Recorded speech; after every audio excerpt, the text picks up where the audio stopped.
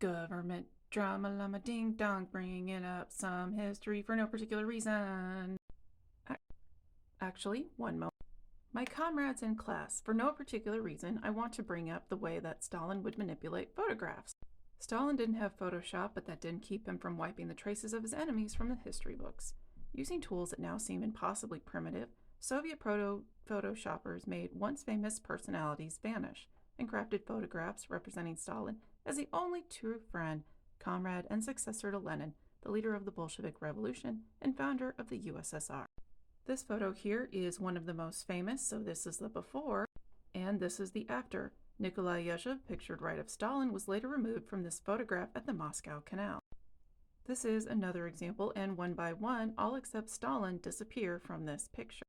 The quasi-artisanal work, one of the more enjoyable tasks for the art department of publishing houses during those times, demanded serious dexterity with the scalpel, glue, paint, and airbrush.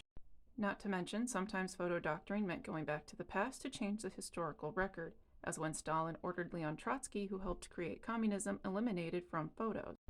Another example, we have the before above, and below we have one of them removed. You'll recognize a young Vladimir Lenin in the middle, and of course he kept his place. Alexander Malenchko, standing on the left, was not so lucky. In 1930, he was accused of being a spy, executed, and replaced with a white spot. Another example that might be apropos, you see again the picture here above, and in the photo below, suddenly that crowd is a heck of a lot bigger. This is another case of embellishing a picture with extra details. Lenin was speaking to a crowd in 1920, but 4 years later, before publishing the image, the editors decided to make his audience bigger, so they used a larger crowd from another photo. Another famous photo that I will get back to is the one here where it has the Soviet soldiers over the Reichstag during the Battle of Berlin, and this was later revealed to be staged and altered. Some of the ways that pictures were edited were to try and make him look bigger. For example, the original picture from 1924 doesn't do a very good job at concealing Stalin's pockmarked skin, the result of suffering from smallpox as a child.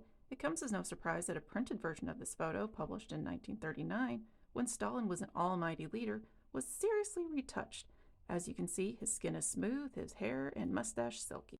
And if you're a leader that's trying to be super picky about the way that they're portrayed in photographs, you're probably going to be picky about which photographs are taken to begin with.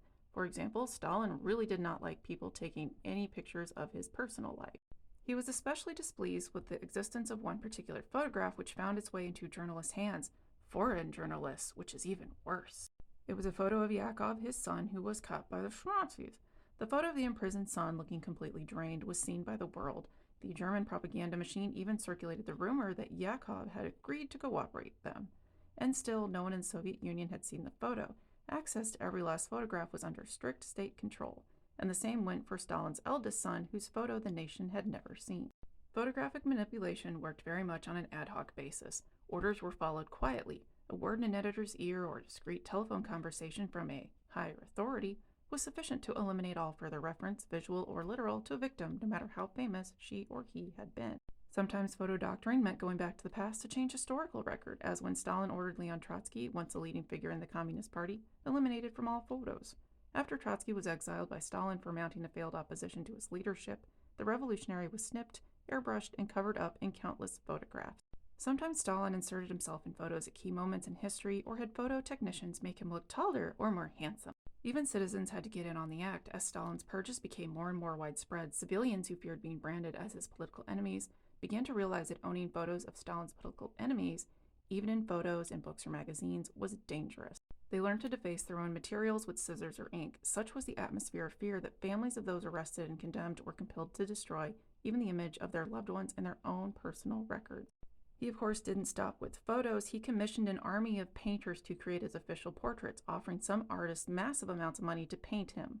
The amount and detail of documentation on retouching is astonishing. This reflects a heightened concern to fix upon paper clear responsibilities and tremendous anxiety lest something go awry. Referring back to that photo where they have the Soviet soldiers raising the flag over the Reichstag, this now iconic photo was staged, and it was altered specifically to sidestep Stalin's anger. The photographer concealed the wrists of soldiers who were covered in stolen watches they had looted from German citizens on their way to the Reichstag. Stalin had ordered his soldiers not to loot, so the watches would have caused the soldiers to be disciplined and perhaps unalive. All of this doctoring of photos causes problems because it has a lasting impact on the accuracy of historical record. Historians and researchers must navigate through this maze of manipulated images to uncover the truth, piecing together fragments of the past that were intentionally hidden. To this day, discovering accurate depictions of Stalin's era remains a challenge due to the extensive alteration of photos carried out during his reign.